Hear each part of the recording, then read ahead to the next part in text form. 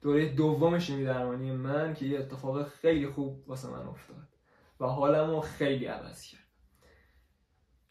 من توی دوره دومم خیلی درد داشتم و داشتم اذیت می‌شدم که یه روزیش آقا سعید الهویی مربی تیم ملی اومد علیت من، یکی از آشناهامون هستن، اومد علیت من و همراه خودش لباس سردارآزمونم آورده بود با دست‌نوشته خود سردار رو امضای پایینش رو. آخرش هم دعوتم کرده بود به اردوی تیم ملی توی شهریور 2 ماه بعدش. این که من هر لحظه داشتم روزا رو میشمردم که اون روز برسه به کنار. همون روزی که آقا سعید اومده بود نشستیم با هم داشتیم صحبت می‌کردیم، گفت کدوم فوتبالیست رو دوست داری تو ایران مثلا؟ اینا گفتم من علیرضا بیرانوند خیلی دوستش دارم، چون خودم گلرم تو ایران خیلی دوستش دارم. و سر شوخی اینا گفت نه بابا علی که بازیش خوب نیست این حرفا. گفتم نه من واقعا دوستش دارم، واقعا مثل الگو میمونه واسم تو گلری، تو زندگی ورزشی و اصلا با زندگی شخصیش الان اتفاقاتی که 1-2 سال افتاد اصلا کاری ندارم. یهو دیدم رفت آمد میشه تو اتاق، هی بابام میره بیرون میاد، آقا سعید میره تلفنش زنگ میخوره میاد. گفتم اون داستان چیه؟ چیو دارید من مخفی میکنی؟ مامانم گفت هیچ. گفتم اون نکنه سردارآزمون داره میاد؟ گفتش که آره. یه جوری وانمود کن که نمیتونی، مثلا سورپرایز چی؟ گفتم داشتم گفتم چجوری من باید همچین کاری کنم؟ داشتم فکر میکردم چی کار کنم چجوری میشه هم بدونی هم خیلی سورپرایز چی. که دیگه تو گوشیم بودم نشسته بودم همینجوری رو تخت، اینجوری این شکلی نشسته بودم رو تخت، داشتم تلاش میکردم که خیلی عادی جلوه بدم و یهو سورپرایز شد. آقا من تو گوشی بودم، در زدن، بابام که داخل بود گفت بفرمایید. یهو یه نگاه کردم اینجوری شدم. حالا تو ویدیویی که واسهتون الان میذارم، اینجا نمیذارم الان میذارم، میبینید که من چجوری تعجب کردم. و دردی که اون لحظه داشتم در جا ساکت شد. یعنی میخوام بهتون بگم اینه که میگم روحیه خوب، حس خوب، حال خوب، کارهایی که بیمار دوست داره انجام بده تو روند درمانش کمک میکنه و خب خیلی حس خوبی بود. یه چیزی هم که اونجا من یاد گرفتم گوش ندادن به رسانه بود. علی آقای نیم ساعتی پیش من بود و بعدش که از در رفت بیرون من درجا گوشیمو برداشتم نگاه کردم دیدم نوشته علیرضا بیرانوند هتل اسپیناس در حال قرارداد بستن با استقلال. اینو من نشونه بابام دادم، گفتم بابا چه خبره، داستان چیه؟ نه همین الان در رفت بیرون چجوری اسپیناسه؟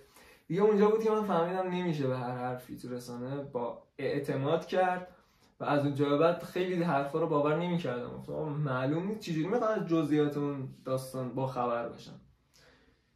و این یه تجربه‌ای بود که بدونید آقا رسانه اونقدر که فکر میکنید واقعیت نیستش. فیلمی که گذاشتم رو دیدید که من چجوری ذوق کردم. حالا این به کنار، این دوره تموم شد رسید به دوره سومم و بعدش رفتم مطب دکترم با پدرم. گفتم آقای دکتر من چند دوره دیگه دارم؟ الان 3 دوره رفتم، چند دوره دیگه دارم؟ گفتش که ما 6 تا دوره واسه در نظر گرفتیم و من داشتم با خودم فکر میکردم که چیکار کنم الان، خوشحال باشم واسه اینکه فقط 3 تا مونده یا ناراحت باشم واسه اینکه 3 تا مونده. گذشت، هر جوری بود صبر کردیم، تحمل کردیم، گذروندیم و رسید به اول شهریور، اوایل شهریور یا آخرای مرداد من بستری شدم و گفتم خب مثل همه دوره‌های دیگه هم 2 هفته‌ای مرخص میشم دیگه.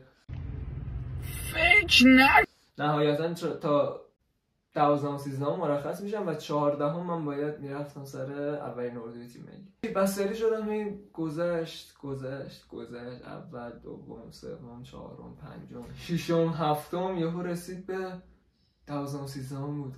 2000 years later. گفتم چرا سلولام بالا نمیاد؟ خب من میخوام برم و انتظار 2-3 ماه هم داشت نابود شد، ازشم هرس میخوردم واقعا. دیدم آقا نمیاد 14 15 16 تا 22 یا 3 اردو بود.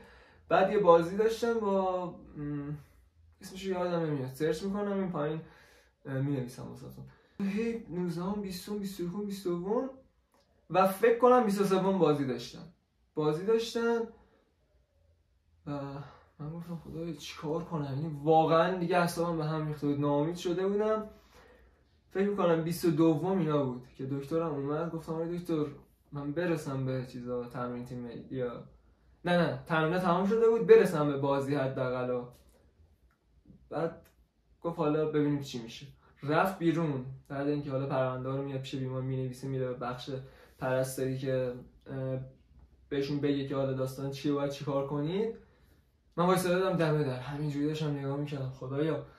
یهو من از جای در رد که از بخش بره بیرون گفتم آقای دکتر چیکار کردی چی شد؟ گفت واسط 2 واحد پلاکت نوشتم بیاد بزنی فردا مرخصت کنم. فقط پلاکت هم پایین بود و اونجا انقدر من خوشحال شدم همش اون روز کلا منتظر بودم پلاکت رو واسم بیارن تزریق کنم که فردا بتونم برم.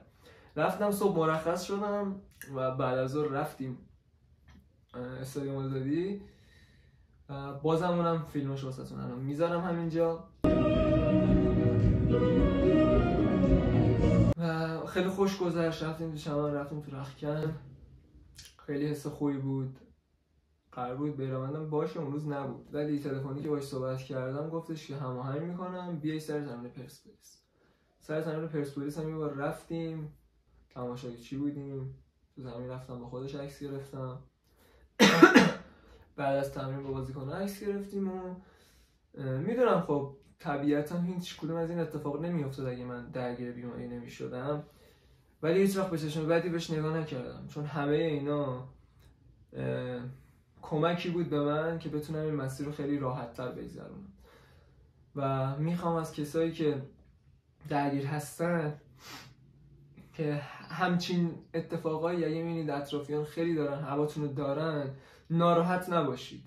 به نظر من اسم این ترحم نیست، اسم این کمک به درمون اون بیماره و به نظر من اون کلمه ترحم باید برداشته شه چون خود اون کلمه یه بار سنگینیه رو هر کسی. هیچ کسی دوست نداره ترحم بهش بشه و من از اول بیماری متوجه شدم این کلمه اصلا اسمش ترحم نیست، کمک به درمان بهتر اون بیماره که وظیفه اطرافیان هستش که همین جوری باشن، نه اینکه بیان رفتارشون رو زمین تا آسمون تغییر بدن که طرف متوجه شه کاملا که آره آقا این سرنگ دلش واسه من سوخته داره اینجوری میکنه، ولی اینکه کمک میکنن نمیدونم 2 مسافرت میبرنش، 2 آدمی که دوستش داره رو میارن پیشش، 2 کاری که دوست داره رو 2 هنری که دوست داره هر کدوم از اینا رو انجام میدن.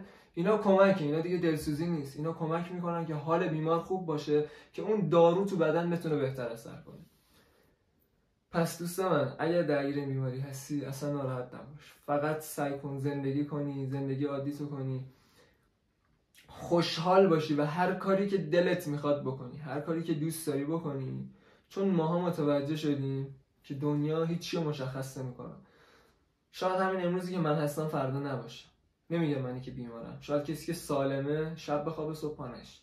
مثلا لحظه لحظه زندگیت استفاده کن تا سر پایی، حتی اگه بیماری باید واسه خودت و خانوادت بجنگی، حتی یه جایی اگه خودتو بی خیال میشی باید به خاطر اون خانواده‌ای که زحمتتو کشیدن بجنگی. دوستتون دارم. اینم از قسمت 3. قسمت‌های بعدی هم میذارم که زودتر تموم بشه چون ادامهش خیلی چیزای خاصی نیستش، یه چیزایی هستش که خیلی خلاصه وار فقط میگم که رد بشیم و بعدش حرکت‌های بهتری خواهیم زد. با خیلی از شماها ویدیو قرار بگیریم، فقط دنبال یه سری کاراش هستیم و همراه ما باشید. اگه دوست داشتید چنل رو سابسکرایب کنید، پیج اینستاگرام که اینجا میذارم اگه دوست داشتید فالو کنید و در کل خیلی دوستتون دارم. مرسی که تا اینجا ویدیو دیدی. خدا نگهدارتون. الان ما شما سفیرای خوبی در باشگاهاتون باشید.